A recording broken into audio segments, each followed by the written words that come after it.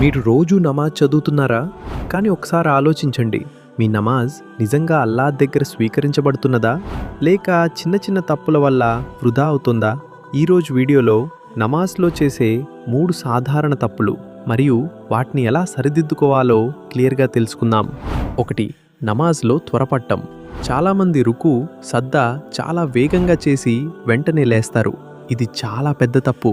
దీన్ని ఇస్లాంలో తుమనీన లేకపోవడం అంటారు. అంటే ప్రశాంతత లేకుండా నమాజ్ చేయడం. రుకులో వెన్ను నేరుగా ఉంచి పూర్తిగా ఆగి సుబ్హాన రబ్బియల్ అజీం కనీసం 3 సార్లు చెప్పాలి. సద్దాలో నుదురు నేలపై పెట్టి శరీరం స్థిరంగా ఉంచి సుబ్హాన రబ్బియల్ ఆలా కనీసం 3 సార్లు చెప్పాలి. త్వరపడితే నమాజ్ అసంపూర్ణంగా ఉంటుంది. 2. సరైన భంగిమలు లేకపోవడం. చాలామంది నమాజ్ రుకులో వెన్నుముకను వంచకుండా ఉండటం లేదా సద్దాలో చేతులు, పాదాలను సరిగ్గా